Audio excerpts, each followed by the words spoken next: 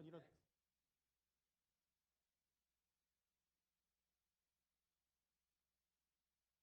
But it's my second time around with kids. I'm gonna go to every.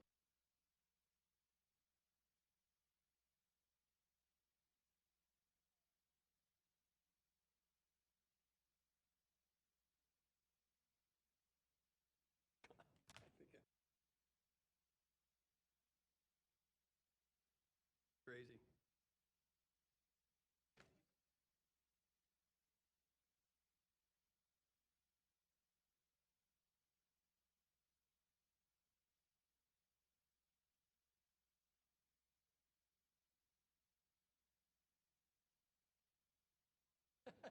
You bring Ben Bojo? He can throw it hard. He can throw it 80s. 80s. Yeah.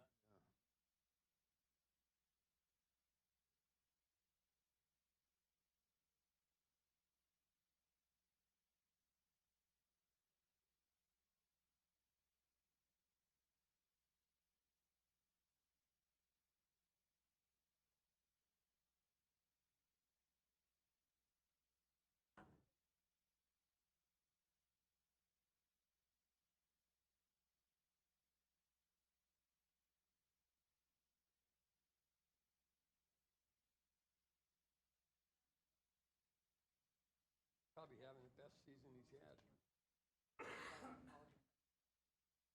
Where is everybody?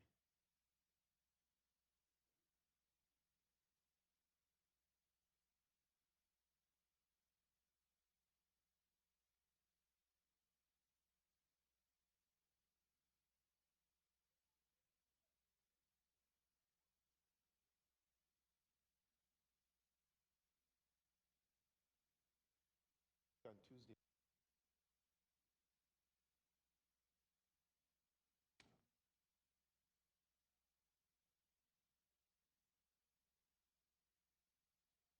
He's. Wish I could. Farmer. How have you been? Okay, this is summer of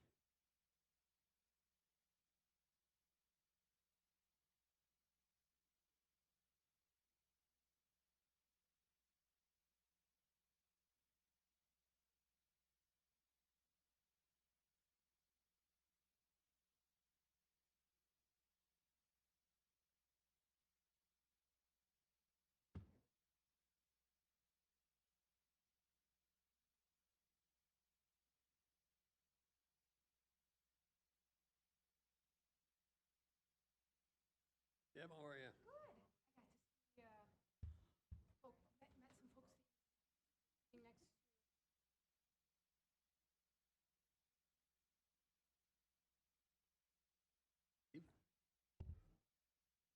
Okay, Chris, does this good There's only one left. audio level? Yeah, got to Steve, sit next good, to how are him. you? Oh, is that right? Yeah, I mentioned that He's a nice guy. he is a really. We're at.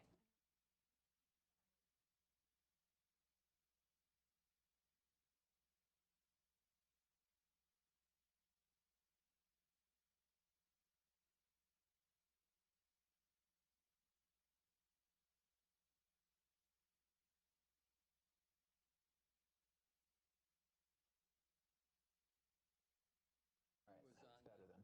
Um, And is the level okay?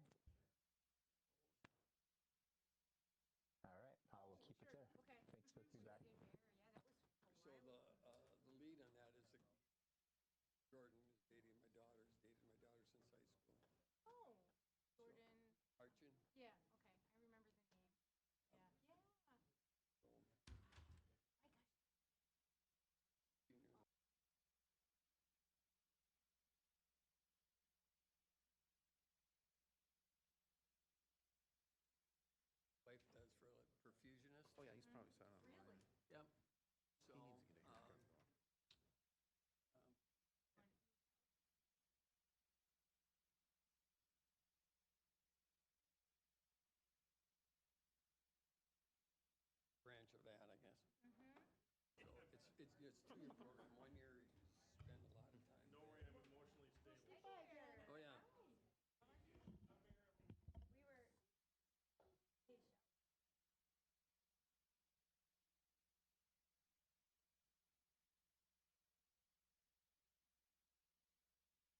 Oh, yeah. Like, they just hired a recent graduate at Stanford, and I know she did a rotation.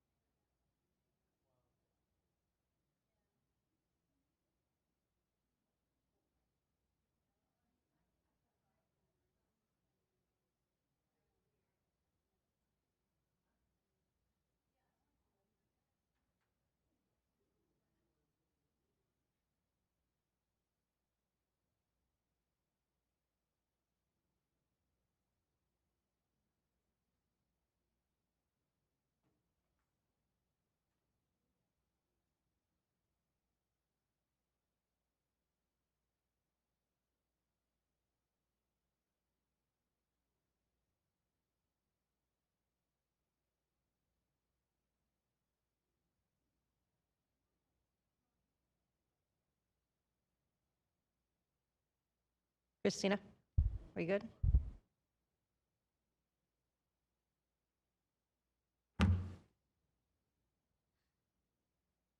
All right.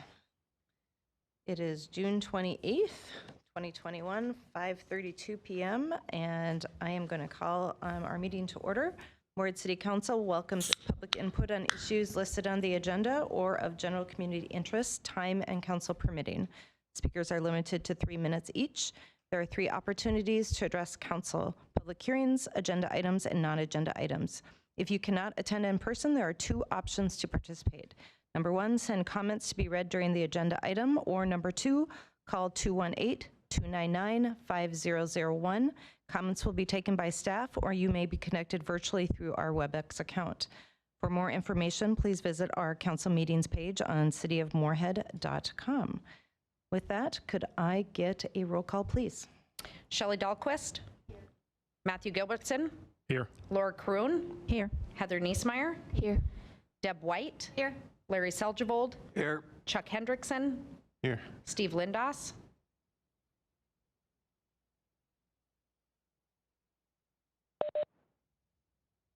Steve Lindas. Present online. All right, and Mayor Shelley Carlson. Here. All right, if we could all stand for the Pledge of Allegiance.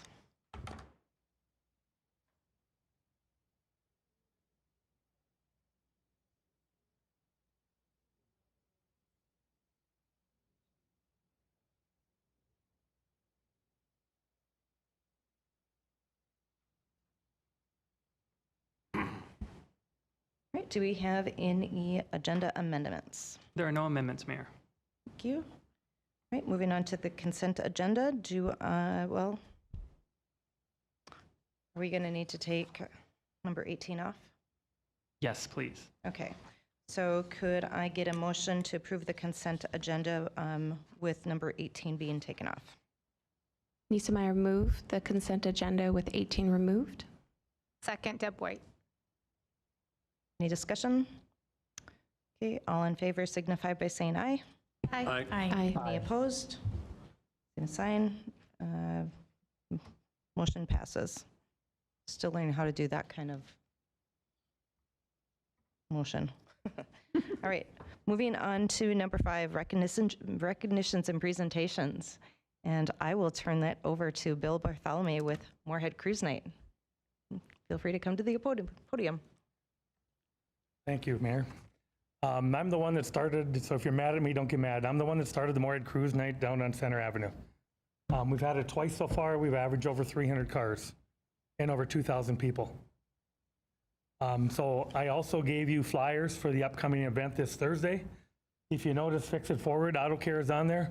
They will be giving away their 300th car through their ministry program as a volunteer program for giving out to the needy families. The band 32 Below is playing. They also have a band called Slamabama. If you recognize them, they're also the ones that did the memorial for Officer Mosier. They will be on stage at 7 to present what's going to happen in September. We're doing a huge fundraiser, so all the money that we raise that night will go to the Mosier Foundation. So it's just something that I started this year. We want more people to come. We'd like to get up to 400 to 500 cars and maybe 3,000 people. So please come out and enjoy us. That's all I have. Thank you so much, Bill. And I think the first Thursday you had it in May, there were 2,000 people? Over 2,000 people. Over 2,000. So, right, any questions or comments of Mr. Bartholomew? Thank you. Thank you so much, and thank you for bringing this to Moorhead. This is an incredible, fun family event. It's just going to get bigger. I hate to say it, but our goal is to outbeat West Fargo. That's okay, we can do it. Well, we're going to do A it. friendly competition with Mayor Dardis will be fun. We've already working on that one too. So again, thank you very much for letting me say so. All right, thank you. All right, moving on to number 2, a presentation. And I'm going to just turn this over to City Manager Molly to introduce our speakers. Yes, thank you. Michelle and Lance from Clifton Larson Allen, if we'd like to come up to the podium. It's that time of year where we go through our annual audit and financial report. And so here we go. I'll hand it over to you, Michelle. Thanks for being here. All right, sounds good. Thank you so much. We are definitely glad to be here. My name is Michelle Hoffman. I'm a principal with CLA. We're here to present your the financial audit for fiscal year 2020. And this is Lance Lauinger, who's a director with CLA, who also worked on the audit. So I think we're going to get the presentation queued up, correct? Make sure that. Almost. Okay, sorry. Yep. I'll be more patient.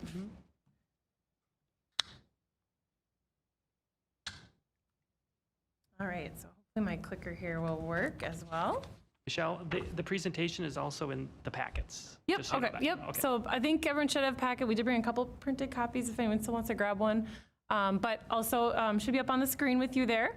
So I will, hopefully my clicker will work and we'll follow along here. So, all right, anyway, just to start out with, we are gonna go over some of your overall audit results. Let's see if I can get that to click forward. All right, excellent. The first thing that we always want to communicate to you is the actual audit opinion that we're issuing on the financial statements. So we're here to tell you that we're issuing an unmodified opinion on the city's financial statements for fiscal year 2020. That is the best audit opinion that we can give. If we felt that we couldn't complete the audit, that all the information wasn't there, we would have to either modify or disclaim our opinion in some capacity. So we are definitely happy to report that we're issuing an unmodified opinion on the city's financial statements. A couple of the other areas that we look at, of course, we're looking at your financial numbers. We're kind of digging into a lot of different aspects of those, making sure that those look accurate. But we also look at a few other pieces. The first one being internal controls over financial reporting. So it's very important. It's part of auditing standards that we take a look at not only those numbers, but the controls that go into it. You know, are there those proper checks and balances, reviews over amounts, you know, reconciliations? More than one person is really involved, so that, you know, anytime you have one person involved, it can really open up to some risk. You know, if they're involved, or if only one person is involved in a transaction from start to finish, of course, that can potentially, you know, open up for either risk or error, et cetera. So we did take a look at the city's internal controls, and I hope, let me know if I'm not loud enough as well, sorry. Internal controls over financial reporting. And if we had any items to report to you that we felt were just really opportunities for strengthening those controls, this is when we'd include them in our internal control letter and report them to you today. We do have 2 items that you'll find in the internal control letter that's within our single audit report. You should have received that in your packet. One is related to that segregation of duties. This is a couple areas particularly at the time, and we had talked a little bit with the city about this last year as well. And knowing there was a software conversion coming here in 2021, they really saw that as the opportunity to use that new software to kind of build in some of those extra controls. So we are issuing from 2020, we did have kind of an item there to improve some segregation of duties, specifically over the payroll process. But I know since then, this spring, the city's done a lot of work with the new software to already kind of take care of that, already build those controls into the new software. So it is in our internal control letter, but I know the city's done a lot of work already to kind of remediate that already. The other item, we did have a material audit adjustment that we are reporting related to some grant revenue and just the timing of when those should be recognized, whether it was in fiscal 20 or 21. So we did have a material audit adjustment that I will mention again as in a couple slides here. Another area that we look at is the single audit, what we call the single audit, and this is our audit over the federal funds that the city spends. Any entity that spends more than $750,000 in federal funds in any year must have what we call a single audit. And what that is we look at all the different programs that those funds fall under, and using a risk-based assessment, we test a couple, maybe 1 or 2 or 3 what we call major programs every year. So some of your programs might get tested one year, not others, kind of depending. So this year, we actually had 4 programs that tested because there was a little bit more federal funds, as you know, kind of flowing through a lot of our government entities. So I've listed out the 4 programs there that we tested this year. We have Airport Improvement Program, which is a program you've had, in the past. The Federal Transit Cluster as well, again, a program that you have had in the past and just happened to be tested this year. 2 new programs to the city this year. One is the Clean Water State Revolving Funds, and that is a revolving fund loan that is up at the state level, but it really stems from federal funds, and that is an opportunity for entities to, essentially, it is a loan, take out those loan funds for wastewater and other clean water treatment projects.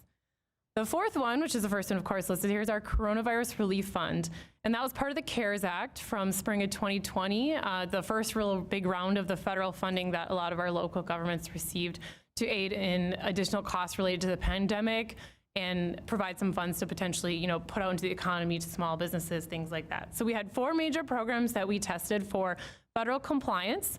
The federal government gives us a whole list of, compliance areas around those programs. And then also, just like the financial numbers, we have to test controls over that compliance, making sure, again, that there's those checks and balances. So we had 4 major programs, a couple of them pretty sizable programs, and definitely happy to report that we have no findings over the program. So that's definitely something to commend the finance department for, and all the other folks in that department. Because with 4 programs, it's really not unusual to find something here and there. So they definitely did a very good job with the federal programs this year.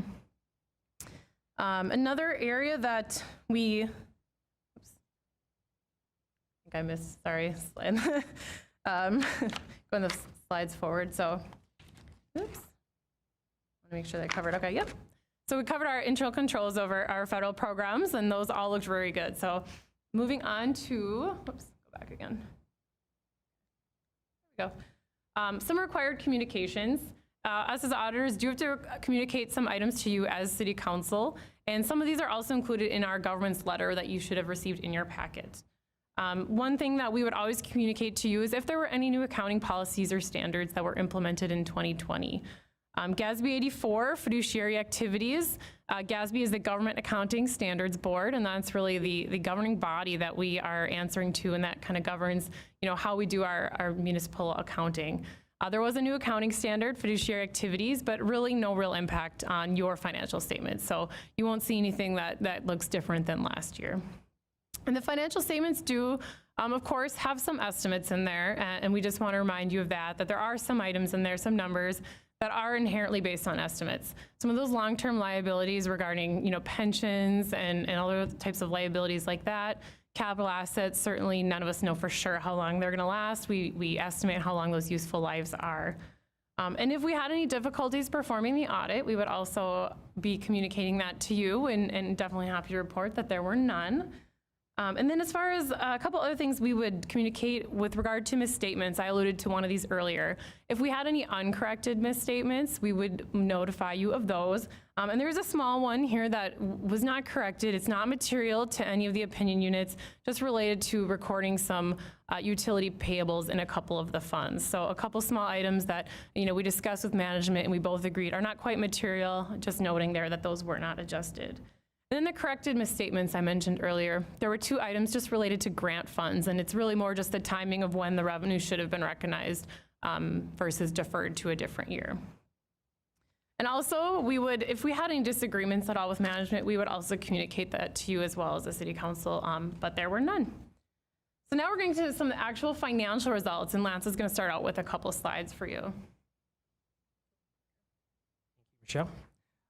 First off, I just wanted to start out by thanking the staff here at Moorhead, at the city. An audit is a lot of work on a regular year, and then when we're working through it through COVID and everything, and 100% remote, it makes it that much more difficult. And as Michelle said, we had 4 major programs to test this year, so there was additional work there as well. So it was a lot of things to work through, but the staff did tremendous and helped us get this project completed, and we really want to thank them for all their hard work working through the year with us.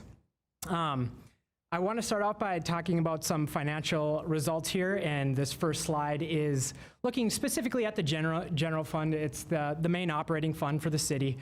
Most of the day-to-day activity flows through there. So you'll see 3 bars on here. That teal in the middle is the revenues. That light green is the expenditures for the year, and then that dark blue is the unassigned fund balance. Looking specifically at that teal bar, the revenues, they came in at for the general fund at about $23,300,000 for the year. That's up about $3 million from last year, and came in $3.5 million or 15.2% over budget for the year. And when we're looking specifically at what drove that, it has to mostly do with that intergovernmental revenue, some of that CRF funds.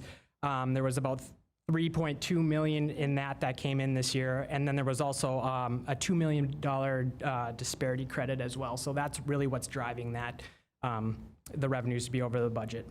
Looking at expenditures, that green line, they came in at about $30,752,000.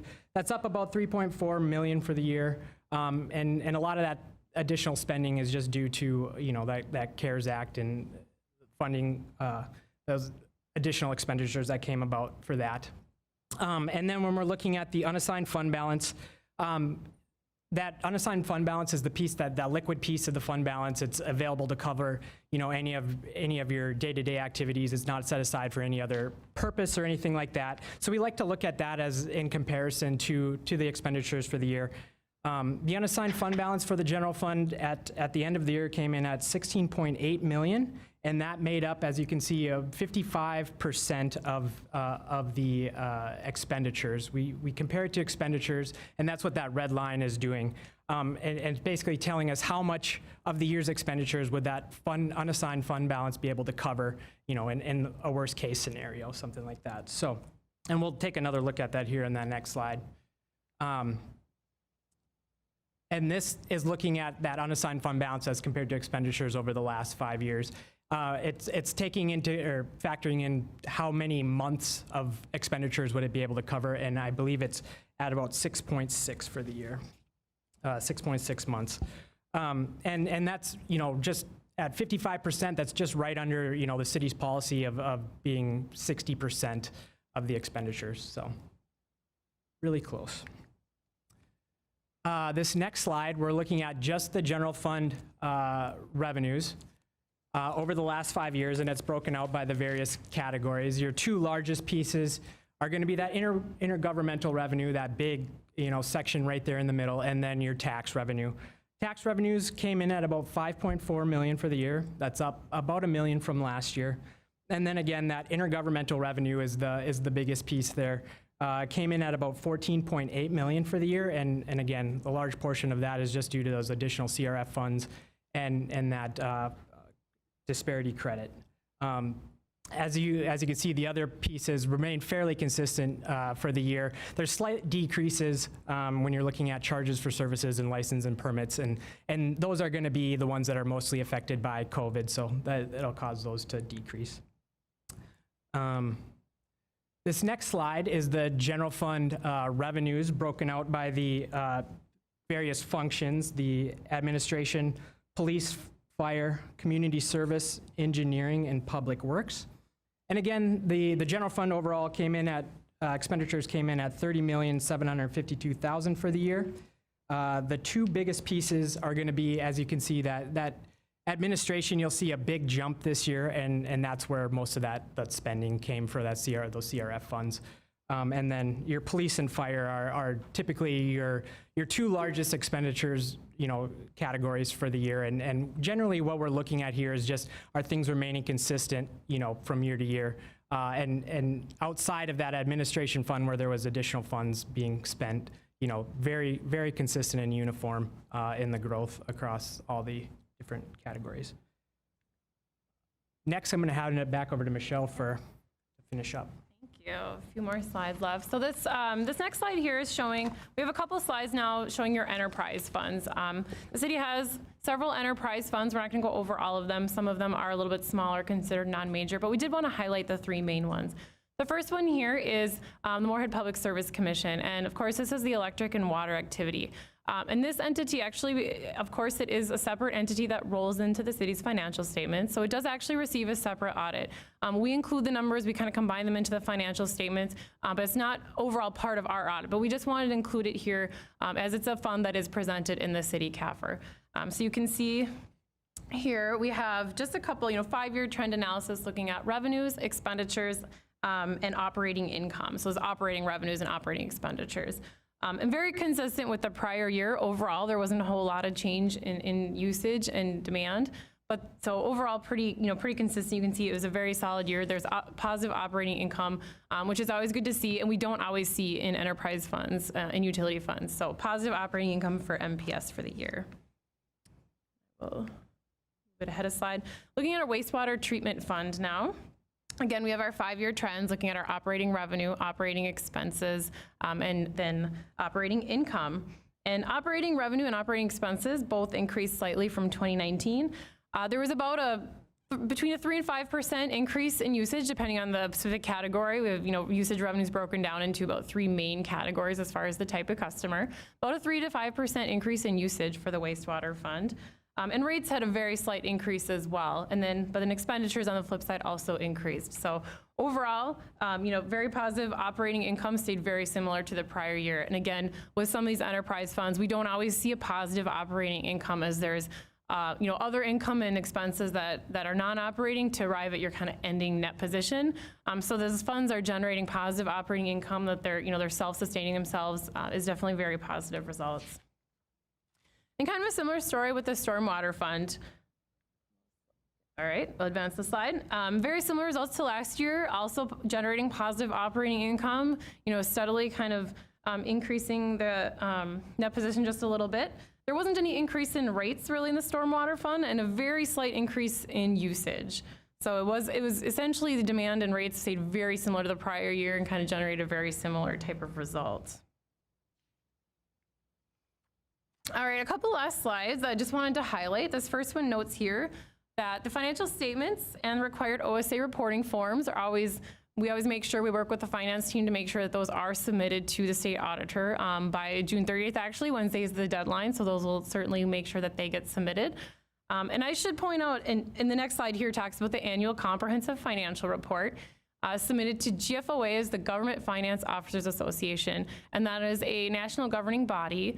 And cities and other government entities that wish to complete this comprehensive report and submit it to GFOA for their certificate program. The GFOA then reviews it. If it meets their criteria for this financial report, then you get awarded a certificate of excellence in financial reporting. And that level of report, the report is, as you can see, it's about 200 pages. It is more robust than the state of Minnesota would require. There is additional information in there. The statistical tables, the introductory section would not be part of necessarily what the state would require. It's entities that really want to go above and beyond, add more information for their citizens and their users, choose to prepare that comprehensive financial report. And I will also note here that most of the cities I work with kind of request and use us to draft that as sort of a more of a convenience. The city of Moorhead actually drafts their own, and we don't see that very often with cities. So kind of a little bit of another shout out to the finance department that they do a great job in drafting that financial report. We don't often see that. So they do a lot of hard work to put that 200 pages together.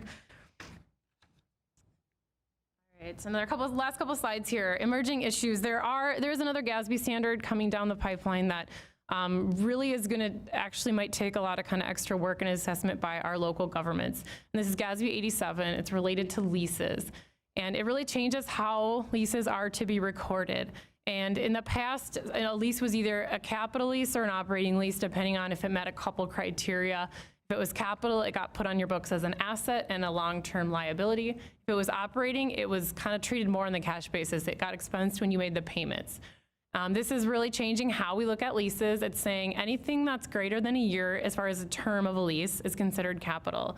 And it also has a lot of nuances regarding service contracts. So if you have a service contract where you're contracting with someone to provide you a service and there's an underlying asset, a vehicle that they have to use, some sort of asset, this is going to come into play. So any type of situation at the airport, if you're leasing out, you probably have leases where you're leasing out space, whether you're the lessee, lessor, this is going to come into play. So this is definitely something we're trying to talk about ahead of time. We've been talking about it for the last couple of years, but we just want to mention it to you that this is a big standard that might require a decent amount of work, is really analyzing all those contracts, all those potential small equipment leases that maybe in the past were treated as operating, but now are going to require a lot more assessment.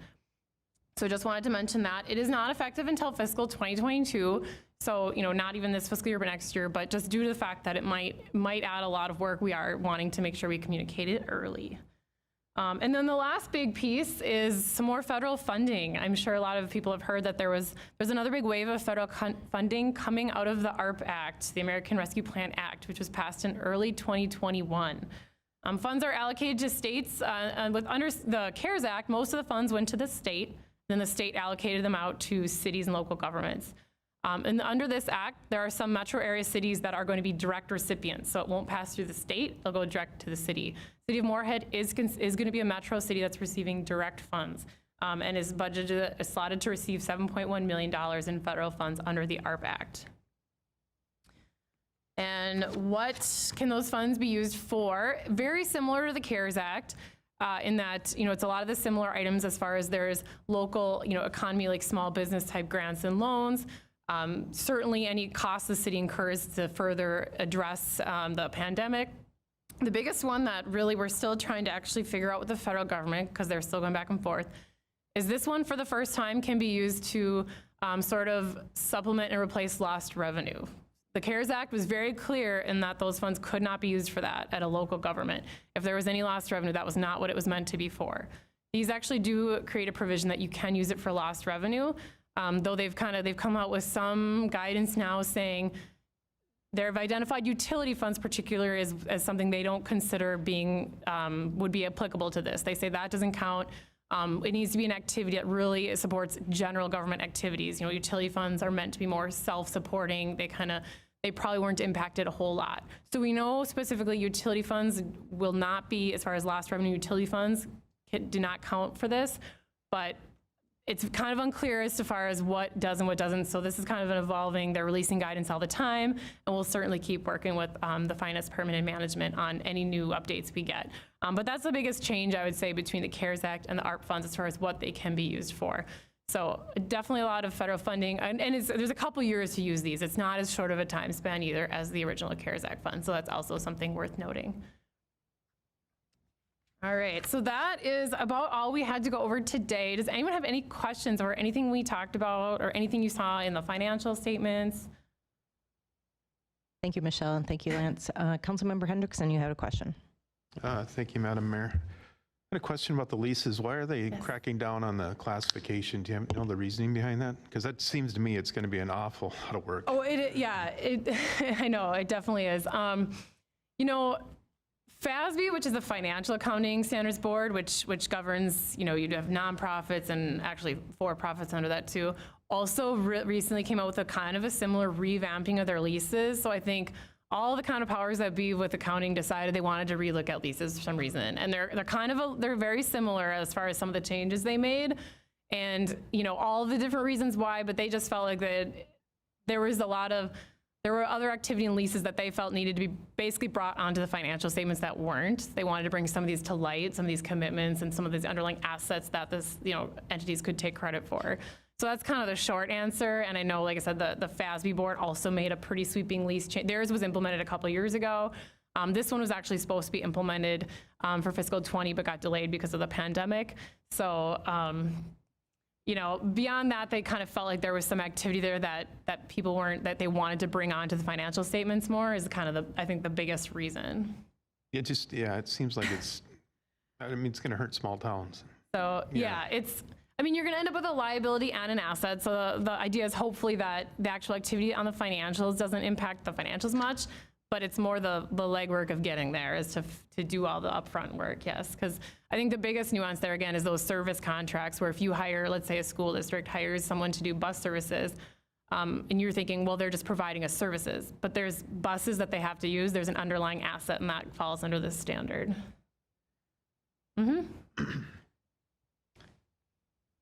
Thank you. Any other questions?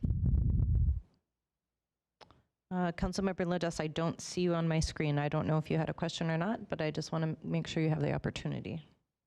I do have a question. Thank you for giving the opportunity, Mayor Carlson. So Michelle, thank you very much for the presentation and also the work. And I agree that city staff gets a lot of credit for going through this. Is there any utility in looking at the percent of the total fund balance if you were to take out the one-time kind of CARES Act expenditures and funding? So in other words, we had intergovernmental expenditures that were about $3 million over, and if you were to remove those, would our I was kind of trying to do the math in my head what the total fund balance would be. As far as the percent of annual expenditures? Yeah. I mean, that would end up making the fund balance actually more in aligned with what we've had in the past. So I think, as far as the additional expenditures that were incurred due to the pandemic, most of those, a lot of those were really, really covered by this CRF funding. And actually some of the CARES Act funding was able to, revenue coming in that was able to cover some public safety costs that you had occurred in the past. So I think, most of that somewhat flushed itself out as far as revenue expenditures and offset. So I don't think they're, even though we say, well, expenditures were way over budget, but so was revenue. So a lot of that was, funded by, I'm not going to say every dollar, of course, but it was somewhat of an offset as far as revenue expenditures coming in. So as far as any one, I don't think there's any one necessarily that item really caused anything. And at the end of 2020, you're at 55% of, as far as unassigned fund balance as a percent of expenditures. The policy is to really kind of aim for 60%, but that 60% is of next year's budget expenditures as well. So that's always kind of the goal. But that, I don't know that there's any one kind of big cost or any reduction in revenue per se that necessarily would have caused a big swing. If that answers your question. I think it was just a lot of kind of little things. And I think the pandemic expenses really were mostly, additional costs that were able to be covered with that federal funding. Right. I guess I'm looking at the expenditures. When you have $3 million expenditures over, it's basically one-time funding, then the actual percent that the fund balance would actually be much larger. Yep. Okay, sure. Yeah. So I think most of it was funded by federal money, but I know there was a lot of funds that went out to small business loans that were used with the CRF funds. So that was certainly a big portion of the expenditures. Of course, just the additional costs as far as supplies and, all of that certainly was attributed to the pandemic. So all those costs were definitely not budgeted for. So all those were the big drivers of being over budget. Yeah, I hope I answered your question. I'm sorry. Yeah, I guess it's just a nuance. I feel like the percent the total fund balance is potentially lower, depressed due to the one-time funding due to CARES Act expenditures. And so, but you've answered it enough. Okay. So, no, if I didn't, I can certainly provide more information. All right, Councilmember Ledess, are you good? Yes, I'm good. Thank you, Mayor. I can definitely, answer more if I didn't clarify enough. And I actually had a question about the fund balance because I did notice that on the graph that you showed, it was lower than normal. But I believe that you stated, even though it was a little bit lower than what we've seen in past years, that is still under or within the policy that we have for the city? So yeah, so we, the policy is actually the 60% is a target for 60% of next year's budgeted expenditures. So current year expenditures, they were, $2.5, $3 million higher than budget. So, assuming like we take your original budget expenditures, let's say, because there was a lot of pandemic certainly costs that were not anticipated. If it was closer to your budget, and say your budget next year is not going to be increased by $3 million necessarily, then this probably is well within your 60% target range. So that is the target range to kind of hold it for next year's budget expenditures. So we always take a look at it at current year end, where does it sit? And probably truthfully in a non-pandemic year, that's a much closer, a lot of time expenditure budgets are slightly increasing in the general fund, but not dramatically. So it's a much more closer kind of apples to apples comparison. But if you have a year where you had a lot more costs, and this year there might be too, especially because we know there's more federal funding coming. But in a year where you might have a spike in costs due to the pandemic, and then maybe your budget next year is actually going to go down from what your actual was this year, you're probably right on your 60% or higher. Thank you so much. And we always recommend, just to throw this out there, about 50%. So you're still, and part of the reason is that, of course, the general fund gets a lot of, you get a lot of intergovernmental revenue, certainly, but the tax revenue also is part of that in the general fund, and that comes in basically twice a year. So really trying to say, could we hang on for 6 months is kind of the general, guideline to shoot for. Thank you. Any further questions? All right, thank you so much. And thanks so much for having us. Traveling up here to provide this presentation. Greatly appreciated, and kudos to the city staff for being able to do such a great job in a process that sounds much more arduous than normal. Yeah, and definitely was. It was pretty seamless. In the middle of a transition and without a finance director. We have an interim finance director. Finance, software transition too. Lots of transitions. So pretty incredible. Handle it in stride. All right, thank you. All right, moving on to number 6, approve the minutes. Do I have a motion to approve the minutes? Lisa Meyer, move. Have a second? White will second. Any discussion? All those in favor signify by saying aye. Aye. Yes. Any opposed? Okay, minutes have been approved. Are there any citizens wishing to address the council? Are there any citizens on the line who wish to address the council? Okay, seeing and hearing none, moving on to, let's see, where am I? All right, on to number 15, resolution to approve call for art proposal for sculpture at Davie Memorial Park, and I will turn it over to Kim Zatrowski. Good evening, Madam Mayor and council members. I'm pleased to present to you tonight for your consideration a fun sculpture proposed to be installed at Davie Memorial Park. It was submitted by a local artist team of Katie Miller and Emily Williams Wheeler. The proposal describes a swimming colony of 5 brightly colored beavers in the grass to create a playscape of unconventional seating and small, safe climbing structures perfect for play and photo opportunities for any age. This sculpture was one of 4 creative and thoughtful proposals submitted in response to the call for art. The call for art outlined a $19,000 budget comprised of a generous donations to our community fund, the 2021 public art budget, and funds from the River Corridor Capital Improvement Fund for the concrete work for the bases. The review process was following the public art policy with consideration from the art review team, a unanimous recommendation from the Art and Culture Commission, and now your consideration tonight. The proposal does include, or the total exceeded our budget, and so we're also seeking permission to seek grant funding to make that $7,000 budget discrepancy. Are there any questions? Councilmember White. Thank you. And Kim, I'm just really excited about this project. We talked about it a little bit at EDA today, and I said, one of the things I love is just how intentional we've been about with our public art, when we're the projects that we've picked for installation. It's not just about having art in public, but it's things that are really bringing people together, that it's encouraging interaction. And in this case, interacting with the art, and I noticed that they said that they talked about, inevitable and encouraged interaction, but also just interacting with our folks from the community, because we're going to bring people out and they'll be there playing together and getting to know each other, and I really like that. So, and I love the idea of this, tying things in with the river and the illusion of movement. So it's just a great project. And I really just had one question.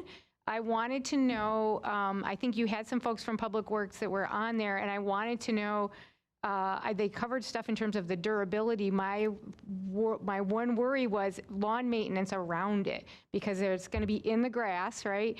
And so if they are mowing or weed whacking up against the, the beavers, against the statues, will that be problematic at all? So have they talked about that? Will they be able to take care of the lawn while if it's, and not damage the artwork? The art review team did have that exact same question for the art team. And so the response was that the concrete base will be positioned in a way to protect the sculptures, and that it will be having, automotive paint and stronger paint materials on it to withstand normal wear and tear as well. Thank you. Councilmember Dahlquist. Thank you, Mayor. Very similar question, because I know they had problems with the bison and people hopping on them, and they weren't supposed to. They weren't built for that. So these are going to be, I know in the explanation it's compared it to the same fiberglass. And we also had that sod buster for many years that started to deteriorate. So do you have like a lifespan for how long these would last? I don't have that, and I think the site that we're choosing is not in full sun, so I would guess that in some ways that'll protect from just that kind of the sun wearing on whatever it is, and I would hope by the time it would need some repairs that we'll have enough projects and systems in place where we'll have some sort of maintenance program ready for repairs as needed. Thank you. Further comments or questions? Yes, Councilmember Niesemeyer. I have one question. I appreciated the additional pictures that they included in their proposal with kids frolicking and playing on them, and I just thought of its proximity to First Avenue North, and I know that there's a sidewalk, and I assume that there'll be walk area. Is there any talk of putting any other additional barrier between the roadway and anything, or was that not considered? That was not considered at the time. I guess if we identify issues that have come up, we will definitely explore resources to make sure that kids visiting would be safe. Any further questions or comments? I think I recall reading in the information you supplied to the council packet that I think it's 20 years is the longevity for these sculptures, and also that the difference with these is that they encourage people to crawl on them, to sit on them, to take pictures, which is unlike the bison and unlike the other sculpture pieces that have been around the community. So this is much more interactive. And I know that there has been a playground at Davy Park, and I don't know that there have been any issues. So hopefully that will continue to be the standard in the future. So thank you so much, and congratulations. Do I have Actually, Mayor a Carlson, motion? Oh, I'm sorry, Councilmember Lindas. No problem. One comment, and you're right. I also read in the packet that 20 years is the expected lifetime. And I love the fact that kids are going to be able to, well, actually adults get to climb on them too. So one comment is beavers oftentimes pick up sticks and stuff.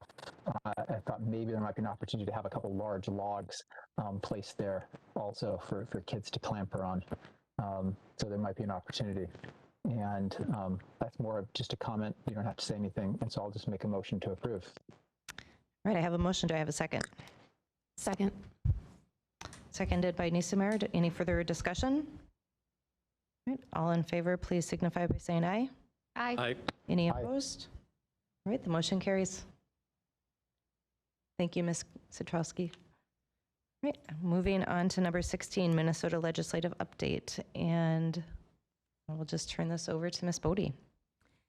Good evening, Mayor and council members. This is my second presentation of this information today because we had an opportunity to share it with the EDA today too. So I apologize if you have to listen to it twice. And I would love to be able to say what the final legislative outcomes are, but there's still 54 hours until July 1st. And so they are working, using every one of those hours. So their regular session ended on May 17th without resulting in a budget. And the goal of the odd year sessions is to establish the state's biennial budget. And the new budget year begins on July 1st. So in order to accomplish the budget, they began meeting in special session on June 14th. And so their deadline for the budget is end of day, Wednesday, June 30th. And at this time, as I understand, 7 of 14 budget bills have been sent to the governor's office. And we're also hearing news reports that almost all of them have tentative agreement. So on the city council's specific legislative agenda, we had 4 primary goals. One was bonding, and the bonding request was for $17.5 million to complete Moorhead's flood control consistent with the diversion project. There has been no conclusion on that. The House has released multiple versions of a bonding bill, and there's in at least one of those versions, there's been $2 million for flood control, so not nearly as much as we had hoped.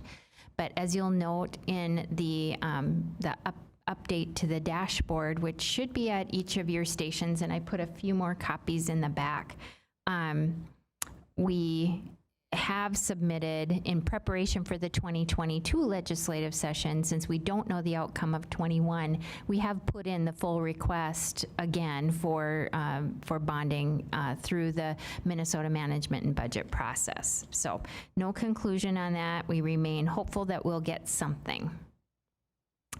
And 2 very important programs, and you heard some of them mentioned during the financial report, are the disparity reduction credit, which reimburses the city, state, or city, county, and school district for the difference in property taxes on commercial properties in Moorhead to keep costs low for our commercial and industrial uses. And the enterprise zone, which provides workers' compensation rebates and other incentives for new and expanding businesses in Moorhead. Both of those remain fully funded, and there were no change in policies during the session. And so while that is status quo, that's a very good thing for Moorhead, and we work to always ensure that that program remains constant and protected at the state level.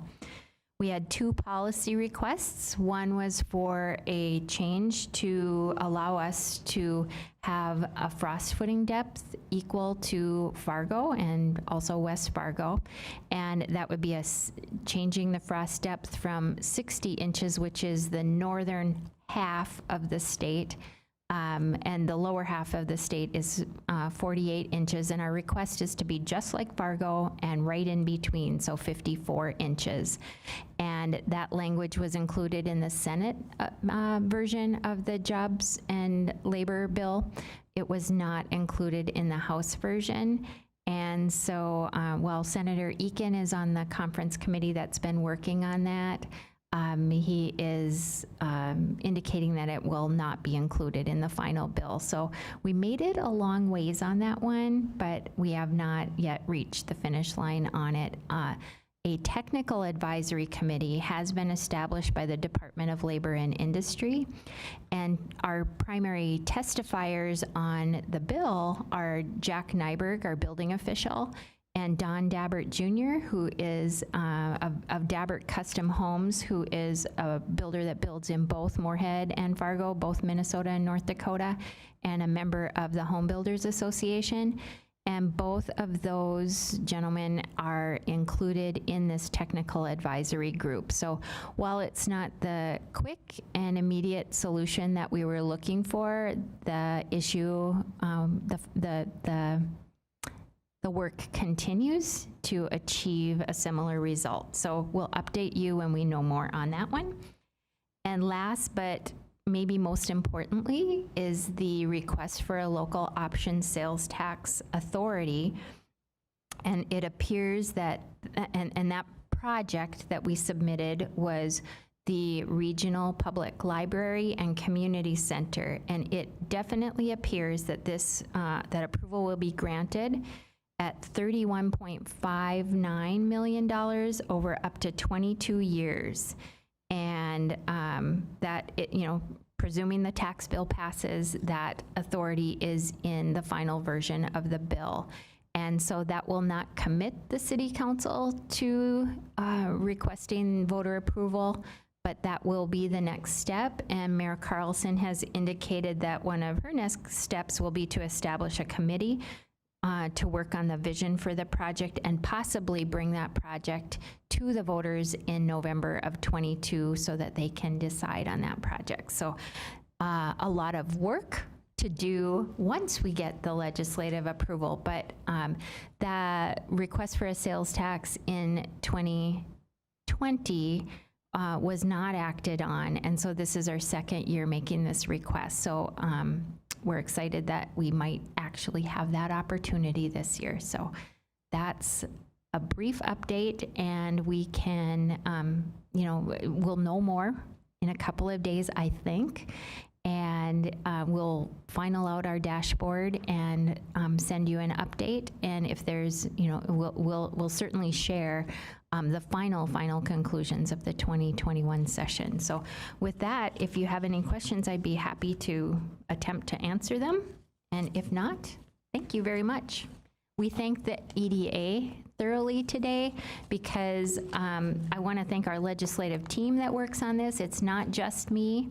It's you all, and it's our city manager, and it's the consultants that we have that provide those real-time, ear-to-the-ground intelligence that helps us do our job. And so we have contracts with Flaherty and Hood and Frederickson and Byron, and also with former lobbyist for the city, Scott Hutchins. And those contracts are paid by the EDA fund, and because they recognize the benefit of our legislative work to the city of Moorhead and to the business community. And so I'll end with that note of gratitude. Thank you, Ms. Bodie. Councilmember Gilbertson. Thanks, Madam Mayor. Thanks, Lisa, for the pre-update. I just have a question on the 54-inch frost depth. Did the House say why it wasn't included? Doesn't seem like a no-brainer. Thank you, Councilmember Gilbertson. The Department of Labor and Industry is against granting that authority other than in a wide swath of the state. And we're asking for authority to do it on behalf of border cities. And so they testified against the bill, as did the Building Association of Minnesota, who wants a uniform building code within the state of Minnesota.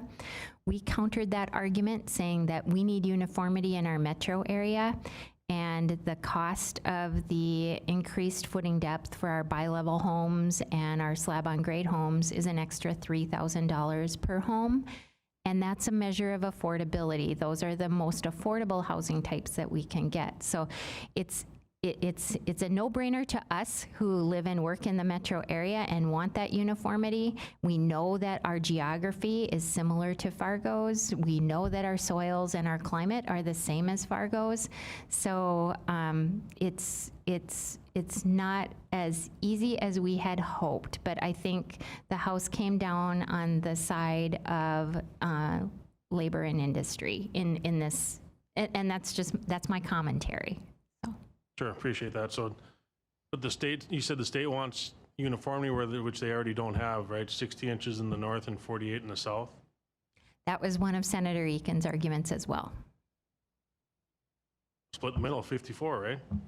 That's what we had hoped. Okay, thank you. Any further questions, Councilmember Gilbertson? Oh, okay. Other questions? Councilmember Lindas, I don't know if that is an old hand up or if that's a new hand. Apologies, Mayor. That is an old hand.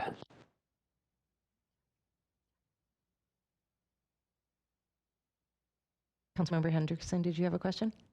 Yeah, thank you, Madam Mayor. So I'm going to get back to this 54-inch frost because I know it's a big competitive issue with Fargo. So Senator Eakin pushed for it to be in the Senate side of the bill, right? Our entire delegation pushed for it to be in the bill.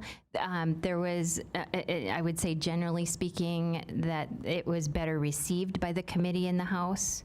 And we did meet with the chairs of both committees. So it was, our delegation was pushing for it, but not everybody, there wasn't unanimity of opinion on that issue. So, and it just happens that Senator Eakin is on the committee that was trying to do the reconciliation. Okay, thanks. Councilmember White. Thank you, Mayor. I'll just loop back in there with some of since we talked about this a little bit at EDA too. At least in this one in particular, this was the first year that we had been pursuing this, right? First session that we'd been pursuing it, or was it the second? But at least you can answer that in a second. But one of the things that I know we talked about today, and you'll continue to let us know, is we can keep pushing this. And even now that, rather than seeing it as a loss, we just see it as that next step. And we know a little bit more about the opposition, and we could perhaps even work at doing some outreach in the meantime to make a stronger case. So I don't know if you want to talk on that a little bit, but, at least we know why people fought against it, but maybe, we could persuade them to see things otherwise. Thank you for the question, Councilmember White. This is probably the 6th or 7th year that we've asked for some border city relief on building codes. But because we did know we had an uphill climb in the House, especially on things that, Minnesota may have a higher standard than North Dakota, but that standard yields some benefits like energy savings or some type of safety. Discussion, we don't want to go to the lowest common denominator. We want to do things that make sense. And so as we met with home builders and our, building codes folks and things last summer and fall, we talked about what is the low-hanging fruit? What could we do that would be least controversial? And that's where this particular element came from. So instead of asking for everything, we asked for one thing that we thought was very reasonable. And I think it was looked at as, oh, well, you're trying to get your foot in the door. And so we knew that there would be opposition. And, I do think, I'm hopeful that the Department of Labor and Industry will be sincere in their efforts to evaluate this issue further. And with the legislative eye on them, if they don't, then we do probably have a better chance next year. So we're going to continue to strategize and try to find ways of making this work. Any further questions? All right, thank you so much. I think it is great news that we are still going to continue to get our enterprise zone funding and our disparity reduction credit program. Hopefully even if we don't hear good news this year on the frost footing depth, hopefully we will have made strides and get it next year, because the affordable type of homes that you're discussing, I think that there's going to be a significant increase in the development of those types of homes due to the fact we have a big diversion project that is going to be starting next spring, in addition to Amazon being built in Fargo, and they're going to be bringing a lot of people here. And I hope they make their home in Moorhead. So thank you, Ms. Bodie. Right, moving on to number 17. And I will be turning this over to Heartland Trail Bonding Bill, the information about that to Dan Farnsworth. Good evening. Thank you, Dan, for being here from our Metropolitan Council of Governments. Thank you. Thank you, Mayor and council members. I think there's a brief presentation. It's so brief I maybe don't even have to show it, but I can talk about it real quick. Anyway, the reason I'm here is just to seek a resolution of support for a bonding bill for the Heartland Trail. This would be for the 2022 bonding session. And anyway, since there's some new faces here among the council, I'll maybe just do a brief little introduction on really what the Heartland Trail extension is that MetroCog has been coordinating with for the last 7 years or so. So I'll just take about 5 minutes or so to talk about the Clay County Heartland Trail. I guess I do see it up there now. So anyway, the Heartland Trail, I would guess many of you might be familiar with it. It's a 49-mile paved shared use path from Park Rapids, Minnesota to Cass Lake, Minnesota. And that's the current Heartland Trail. And that trail was built in 1976, at least the Park Rapids to Walker segment. And it was one of the first rails to trails projects in the country. So unique, great trail. If you haven't ridden it, highly encourage you to do that. So it used to be a rail bed, and now there's a trail on it. So it makes for a really great trail. It goes right through the heart of some small towns, and makes for some easy riding as well, too, or running or biking or walking. So then in 2006, the Minnesota State Legislature approved the extension of the Heartland Trail from Park Rapids to Moorhead. So that'd be, depending on the route you'd take, anywhere from, say, 85 to 100 miles. And that has not quite been constructed yet. There's a portion that has been constructed, and I'll talk about that in a minute. And then shortly after that, in 2011, the DNR created a master plan for the draft alignment of the trail. And so the alignment would go from Park Rapids through Detroit Lakes to Moorhead. One of those two routes would put it through Frazee. And I will say that the trail from Detroit Lakes to Frazee, or Frazee to Detroit Lakes, whichever way you want to take a look at it, is completed now. And there's that southern route you can see on the screen there. That is the route that's being pursued. Becker County has been very aggressive in pursuing this trail. Construction has taken 10 years or more for them to construct that about 9-mile segment from Detroit Lakes to Frazee. And there's actually a ribbon cutting ceremony for that this Thursday, right there in the entrance to Frazee. So if you drive on Highway 10, you can see a bridge that's going to go over the old County 10 to, it's still under construction, but at least from the outskirts of Frazee to Detroit Lakes, that is now complete, and they'll have a ribbon cutting ceremony for that. Then on the next slide, we zoom into Clay County, and this is where MetroCog and we have the Clay County Heartland Trail Task Force.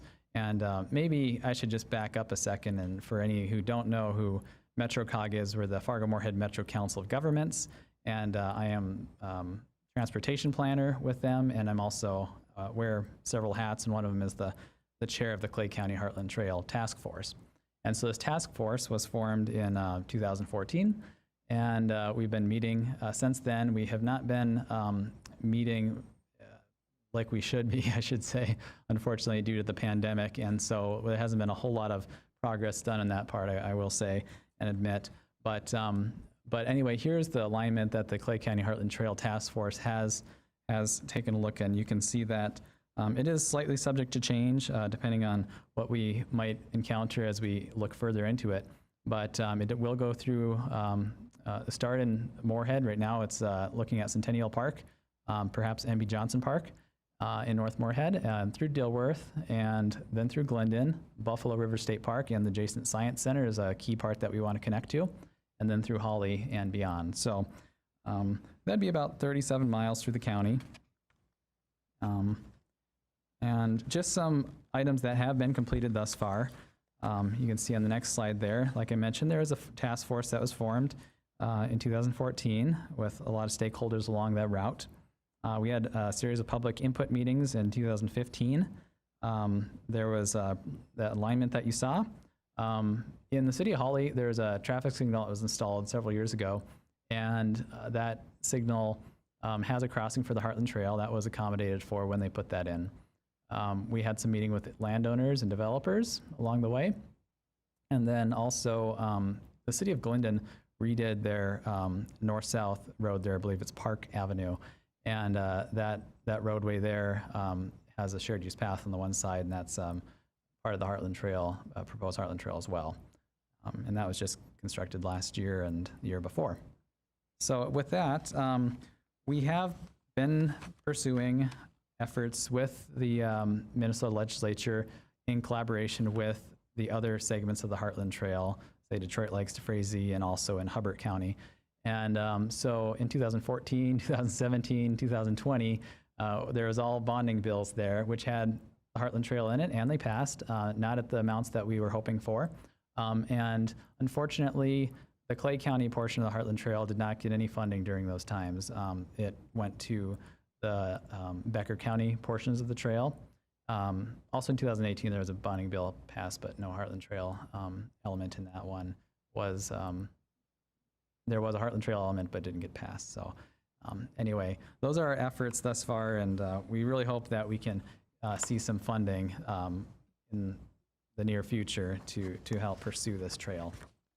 So anyway, we're just coming before you here, along with other jurisdictions along the route, to seek resolution of support for the proposed bonding bill that is being submitted.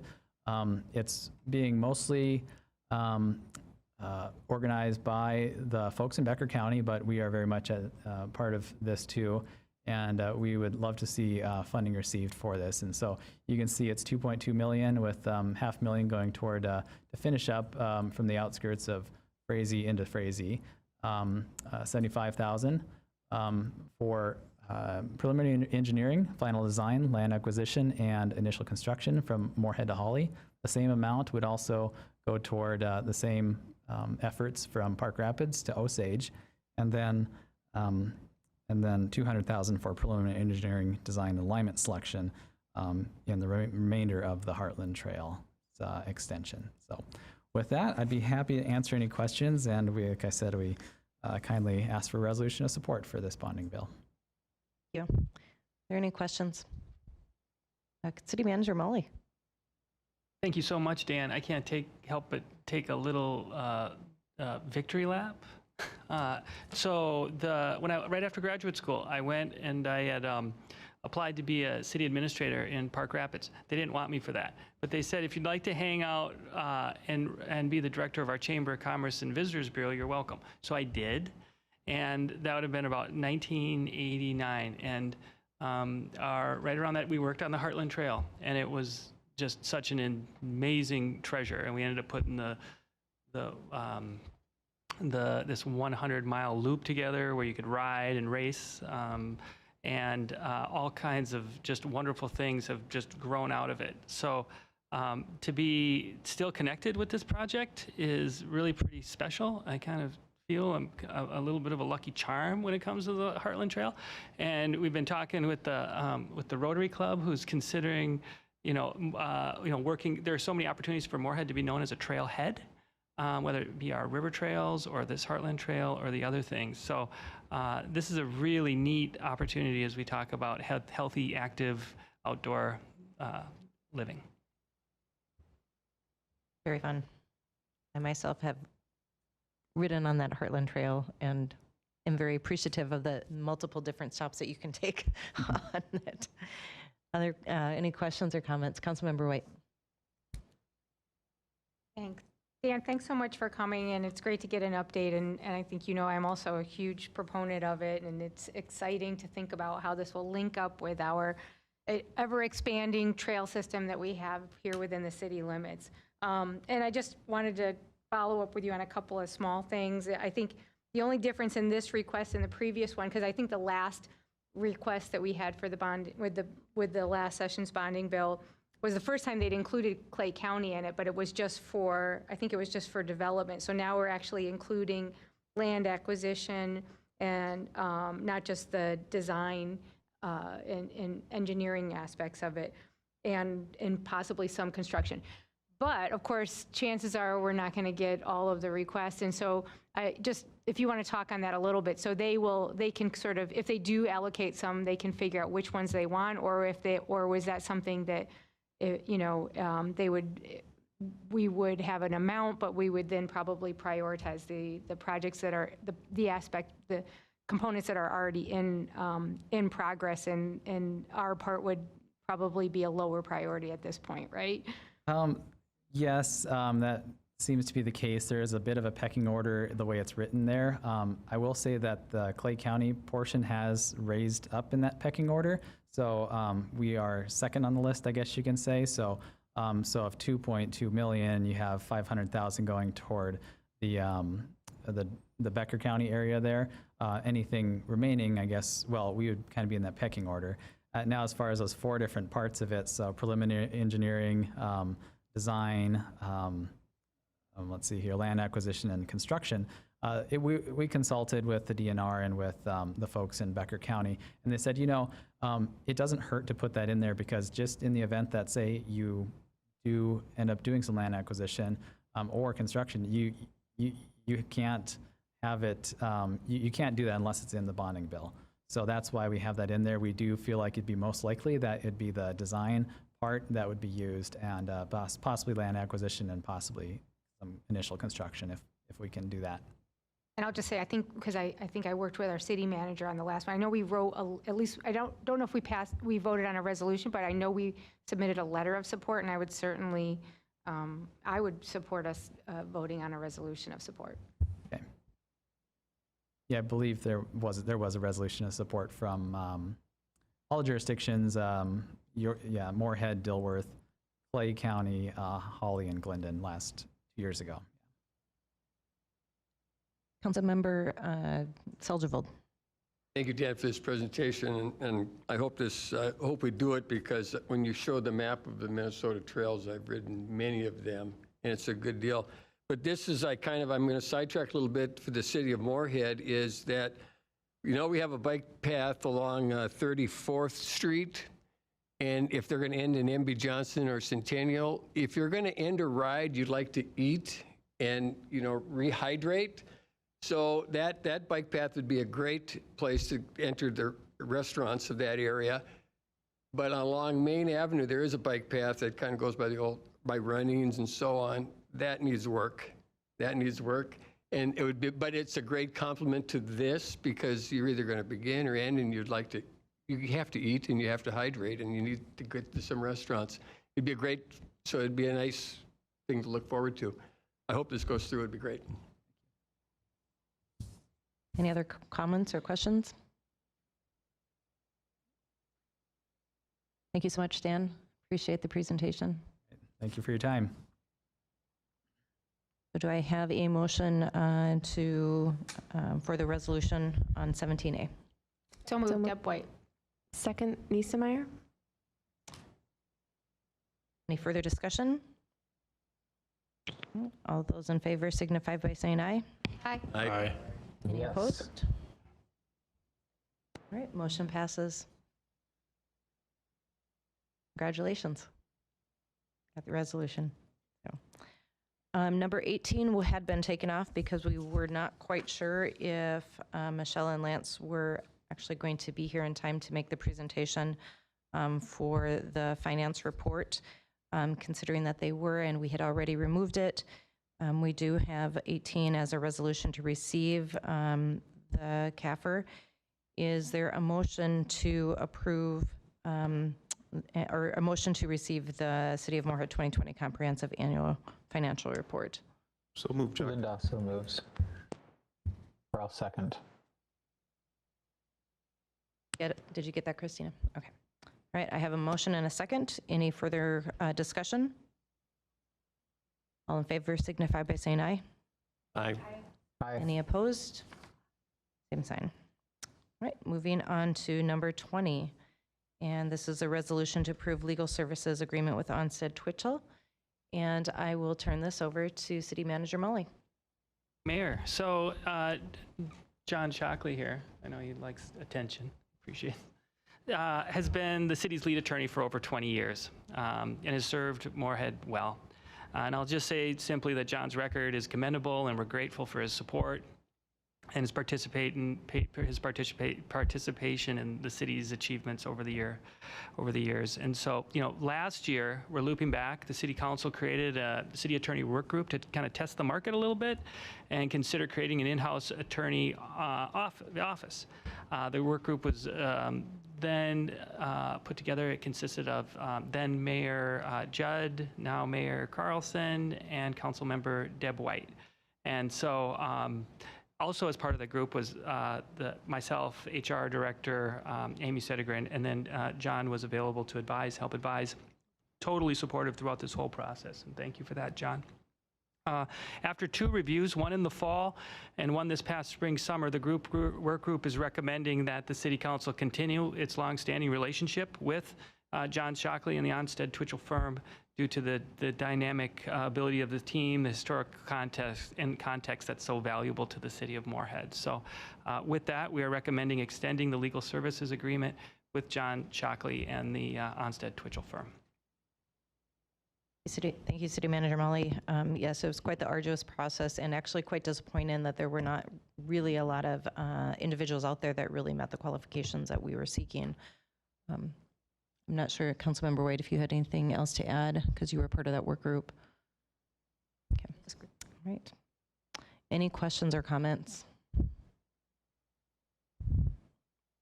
Okay. I am looking for a motion to approve the legal services agreement with Onstead Twitchell. So moved, Niesemeyer. I'll second, Karun. Okay, I have a motion and a second. Any further discussion? All right, all in favor signify by saying aye. Aye. Aye. Any opposed? All right. Motion passes, and yay for us that we get to have Onstead Twitchell at our service for another 3 years and be able to pick the incredible brain power of Mr. John Shockley. Right. Moving on to number 21, Mayor and Council reports. Do I have any council members who wish to make a report? Councilmember Niesemeyer. I had the outstanding opportunity to go out with the Solid Waste Advisory Committee and tour the Holly landfill this last week.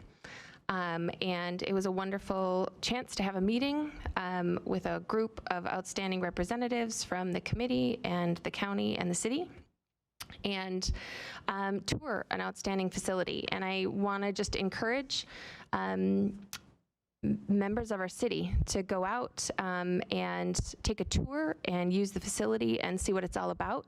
They've made wonderful improvements at the Holly landfill, and it's absolutely outstanding. I know that I take for granted how my facilities and my trash are taken care of, and how, what's that wonderful 2-week session that we just had? Spring Cleanup Week works really well with our city staff, but it's the staff and the facility at Holly that makes it work. And so I just wanted to say thank you to the Solid Waste Advisory Committee for that opportunity and that tour, and say that it's open for educational opportunities and tours for anybody. Thank you, Councilmember Niesemeyer. Any other council members have reports? Councilmember Hendrickson. Thank you, Madam Mayor.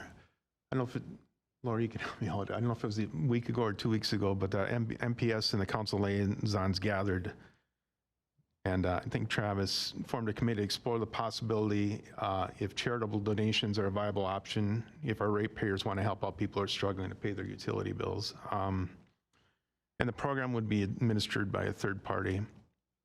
So we decided that we should probably survey our ratepayers and see if we have any interest. So Moorhead Public Service will send out surveys to gauge if it is possible for this program to work.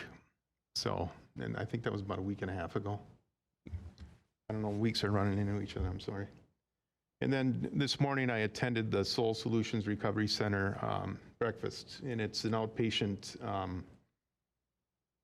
organization for recovering addicts and people who have addictions, and it was very good, and we had testimonials from some people who are recovering. So great organization. They got a big check today from a bank here in town for $25,000, so they're well on their way to working to help solve the addiction problem that we're seeing a lot of right now. So, but it was a good breakfast. That's all I have. Thank you, Councilmember Hendrickson. Councilmember White. Thank you, Mayor. I wanted to mention a couple things. One is I attended our Clay County Coalition meeting this week, and just wanted to mention for those of you who don't know, Carolyn Sternad, who's been leading that group for years and has contributed so much to the county, is retiring, and you may have read about her, and I think they did a story in the FM Extra about her, and just wanted to congratulate her on her retirement. And I know I had the opportunity to work with her on the Longest Table event, and she did say that even in retirement, she'll keep doing that, and especially working on things that brings our community together and serves our youth. I also wanted to thank those who participated in our Juneteenth event. We had lots of people coming in and out during the day, and I want to thank Birthing of a Diamond for putting that together, and to the council members who came and visited with community members, and to our mayor for speaking so eloquently and making the day special. The Human Rights Commission has some other events coming up that I wanted to mention. One of them is we will be one of the sponsors for FM Pride Week. And just to remind people, that'll be coming up in August, the 14th and 15th. We'll be doing Pride in the Park. We'll have a booth there for the Human Rights Commission. And I did I'm not sure, this is my first year where I've been on the council and the parade is taking place, but I know in the past that is something that the council has done, is participated in the Pride Parade, and that is August 15th. So I'm not sure how we go about doing that, but I wanted to put in that as a request to see if we wanted to have a city float, or I'm not sure what we've done in the past to march or bring a vehicle down there, but if we could look into that to see about being in the Pride Parade. And that'll be on Sunday, August 15th. And then we'll also be working on Indigenous Peoples Day, so watch for more things about that. And I also just want to thank MBA for all the work that they did for the upcoming 56560 Ooh Ah fireworks show. And from what I'm hearing, it's going to be the biggest one yet. So it's going to be really spectacular. And they're such a great asset. And I know I love a good fireworks show. So thank you, Mayor. Thank you, Councilmember White. Anyone else who has any council reports?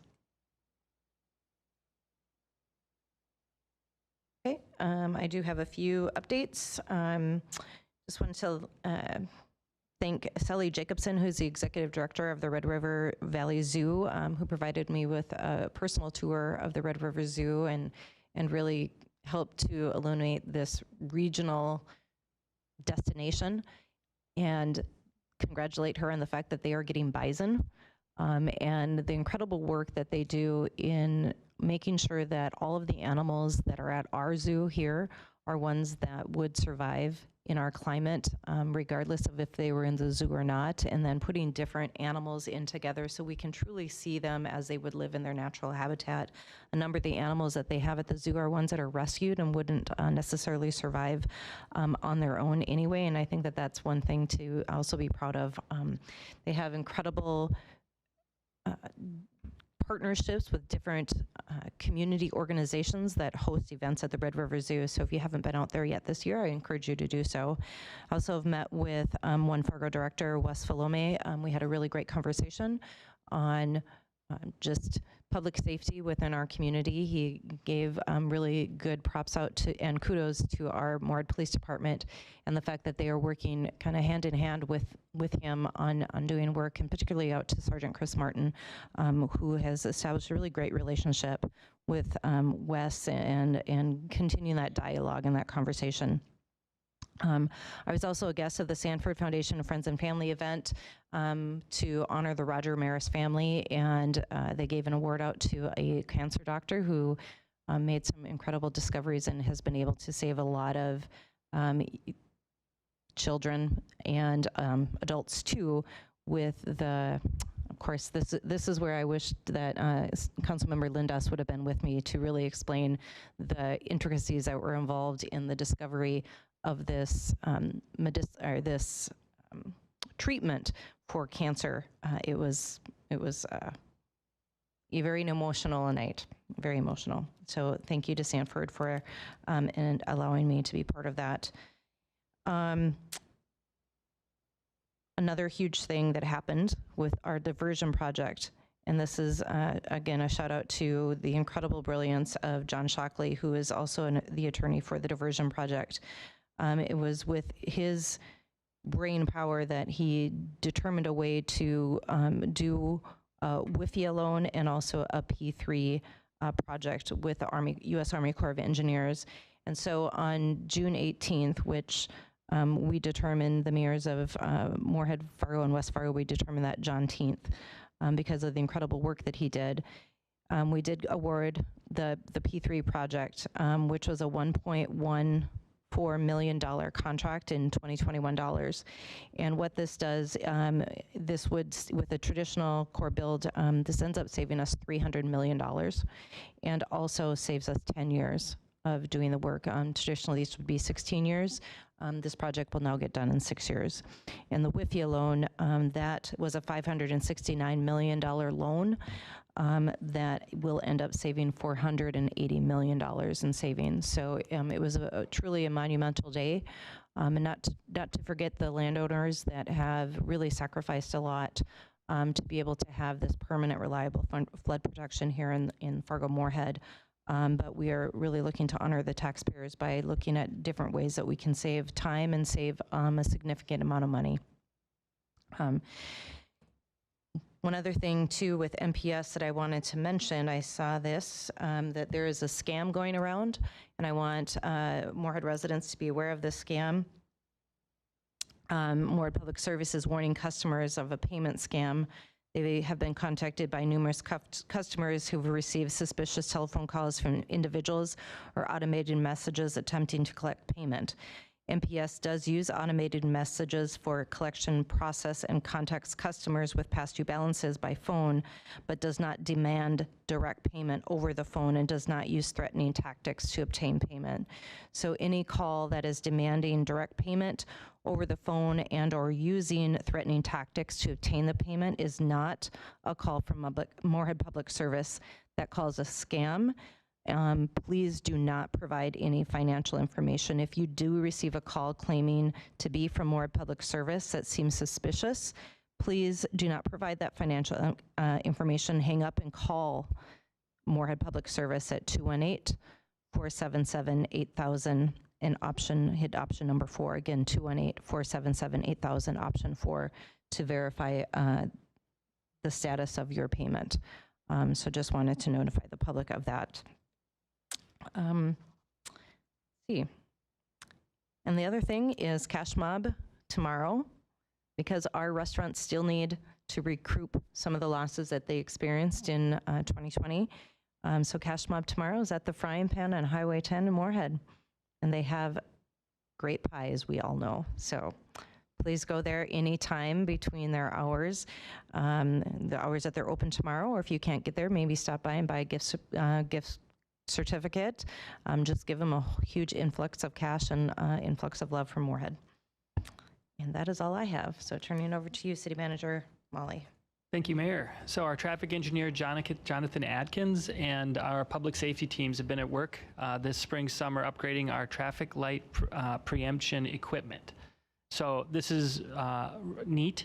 And basically what it means is the old, very old, siren activated, I think it was, like noise activated systems are now replaced by these infrared emergency light bars, is what they're called, Opticum traffic signal preemption. And so it's on all of our traffic lights with the exception of 4, and those last 4 will be finished soon. So this is really exciting, and it's good news for public safety in Moorhead, and an opportunity to thank all the good folks at the police department and the fire departments and FM ambulance that are there. This will help things get through. So I want to let you know that. And then Councilmember White mentioned the Moorhead Business Association, the 5656 Ooh and Ah fireworks display that's going to be happening on the 4th of July. This would be the 48th year. Those that have been around for a while will have great memories of the 4th of July, the games and the activities and day-long stuff that just rolled right up into the fireworks that night. This is kind of historic and really great of the Moorhead Business Association to keep this going. So very appreciated. But I want to let folks know that the fireworks begin at 10:15, and there's no parking or seating in the park, but there's all kinds of great spaces in the area to watch the show. And every indication is that it's going to be bigger and better than ever. So I'm looking forward to that. Thank you. Thank you. All right, do we have any new business? I don't see any, and I don't believe we have an executive session. So, yeah, with that, just remember to go out to Moorhead Cruise Night, Thursday, 5 to 8:30.